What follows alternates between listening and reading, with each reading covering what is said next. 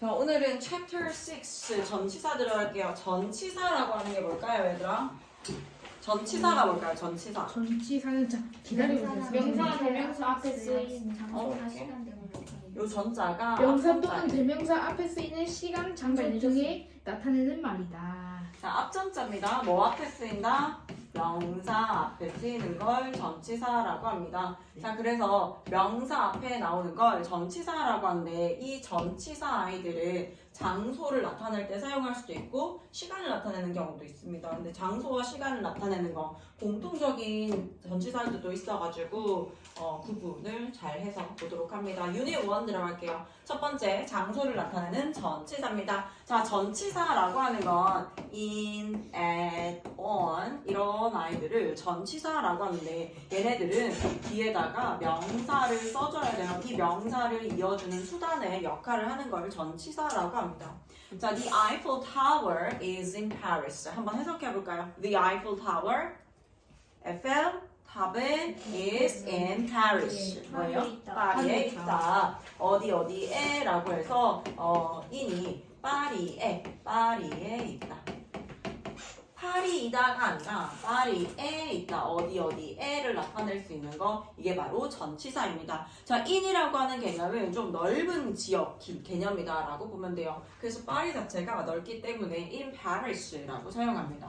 자, A 가볼게요. A 가니까 전치사는 명사나 대명사의 앞에 쓰여 장소나 시간을 나타낼 수 있다. 자, 여러 가지가 있을 수 있겠지만 그 중에서도 제일 많이 사용되는 게 장소와 시간인데 전치사 on 같은 개념은 전치사 on은요 어떤 표면이 맞닿는 거를 on을 사용합니다. 그래서 on the grass 뭔가 위에 있다라고도 보기도 하고 잔디 위에라는 뜻으로 사용할 때는 on the grass입니다. 다시 한 번 더 잔디 위에 어디에를 나타내죠. 그 다음에 at the concert 콘서트에서라고 해서 어디에서 콘서트에서 그 다음에 in February 2월 달에라고 하는데 우리가 in이라고 하는 건 어떤 틀 안에 들어있다라는 느낌을 가지고 있는 게 전치사 in이에요. 예를 들어서 우리가 2월 월에 in을 사용하는 이유가 2월이라고 하는 건 2월 1일부터 시작해서 2월 28일까지 해당하는 요 틀 안에 있는 개념이기 때문에 in을 사용해서 표현을 해줍니다. in February입니다. 자, 2번 전치사 뒤에 대명사는 우리 배웠다시피 명사를 대신하는 명사를 대명사라고 했어요. 이럴 때는 뭘 쓴다? 목적격을 사용합니다. 목적격이라고 하는 건 우리가 동사 앞자리 주어 자리에 주격이 나오고요. 그 다음에 동사 뒤에 나오는 걸 목적어라고 해서 목적격을 써준다라고 했어요. 대명사는 격이 있다라고 했습니다. 주어 자리에 나올 수 있는 자격을 갖춘 아이, 그 다음에 목적어 자리에 나올 수 있는 자격을 갖춘 아이는 다르다라고 얘기를 했어요. Matt sat behind me. 해석 한번 해볼까요?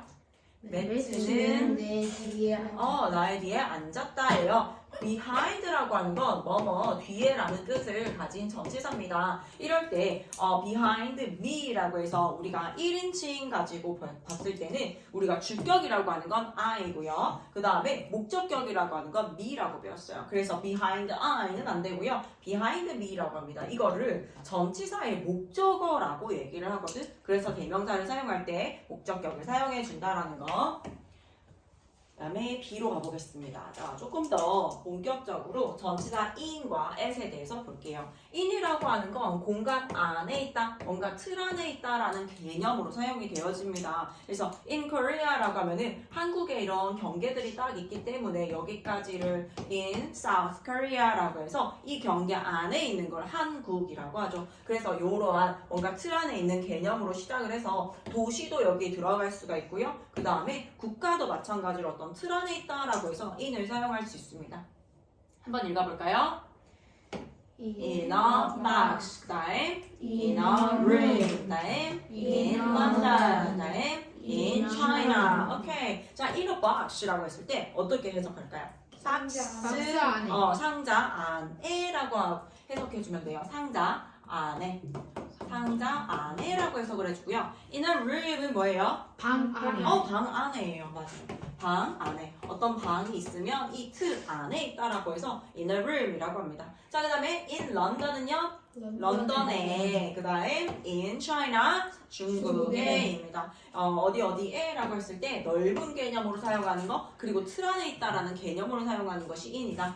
자, at이라고 하는 것은 장소의 한 지점이라고 했는데 at이라고 하는 전치사가 장소에 사용하게 되었을 때는 약간 경계가 딱 경계에 지어진 거라기보다는 in 같은 경우에는 경계가 딱 지어졌다라고 볼 수 있는데 at은 경계가 지어졌다라기보다는 그 언저리에 라고 보시면 돼요. 예를 들어서 I'm at home이라고 하면은 나는 집에 도착했다. 얘들아, 우리가 집에 있다라는 말은 어디 뭐 방 안에 있다라든지 부엌에 있다라든지 이렇게 한정 지어지는 것이 아니라 나는 집에 있다라고 하는 개념은 집이라고 하는 두리뭉실한 개념으로 들어갔다라고 해서 at을 사용합니다. 학교에라고 하는 것도 마찬가지예요. At school, 나는 지금 학교에 있어. I am at school 이렇게 쓰게 되면 나는 지금 학교에 있어요 라고 하는 개념은 어디부터 어디까지가 학교라고 할 수 있을까? 얘들아, 학교가 이렇게 있어. 요새는 국기가 이렇게 없나? 이렇게 운동장이 이렇게 있습니다. 운동장이 이렇게 있는데 여기서부터 여기까지만 학교고 우리가 여기 밖을 나왔다라고 해서 지금 어디야? 라고 했을 때 지금 학교예요 라고 얘기를 할 수도 있고요.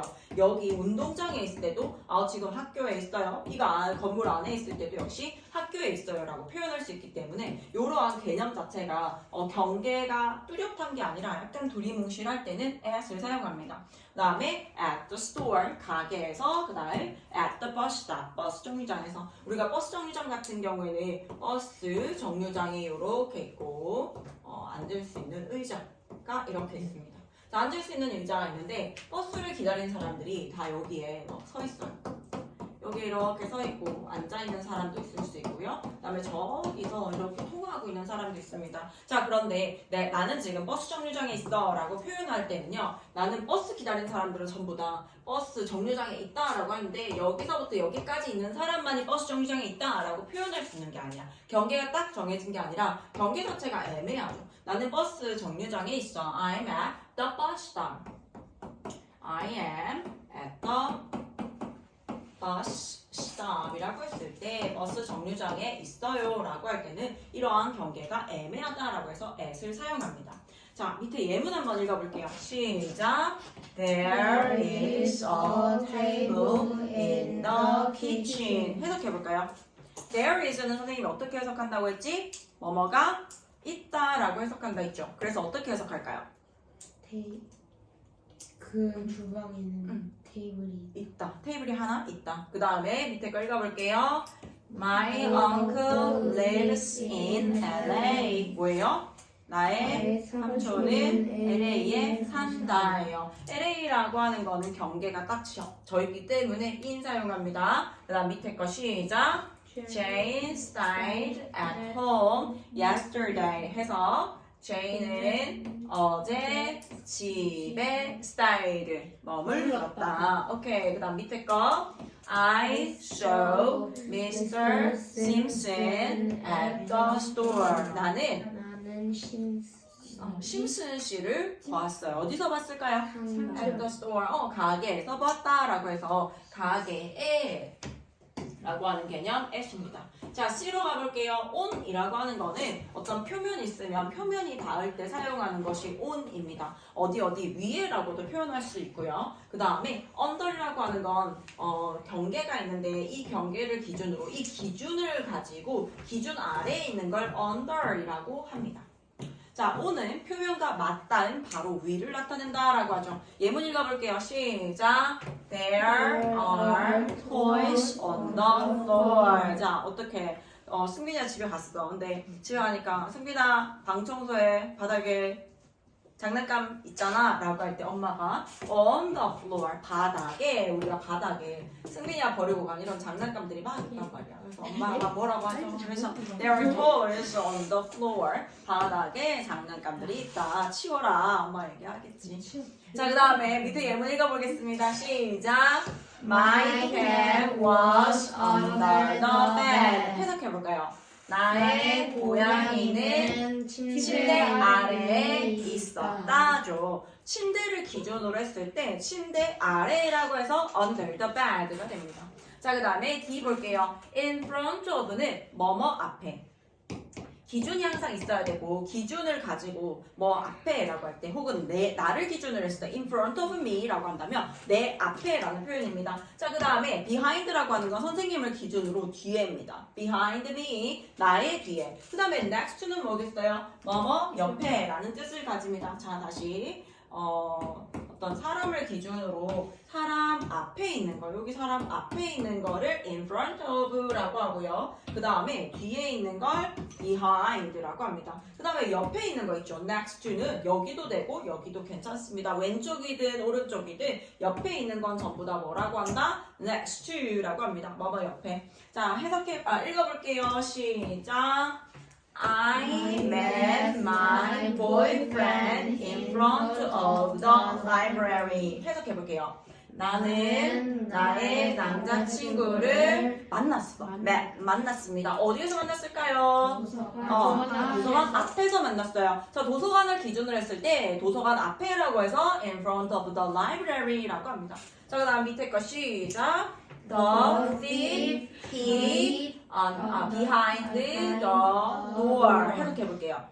그 도둑은 문 뒤에 숨었다죠. hid는 hide가 숨다라는 뜻인데 이거의 과거형으로 사용됐습니다. hid behind the door. 문 뒤로 숨었습니다. 자, 마지막 읽어보겠습니다. The bank is next to the supermarket. 뭐예요? 은행은 슈퍼마켓 옆에 있다죠. 은행은 슈퍼 옆에 있다라고 해서 뭐뭐 옆에라고 하는 표현 next to입니다.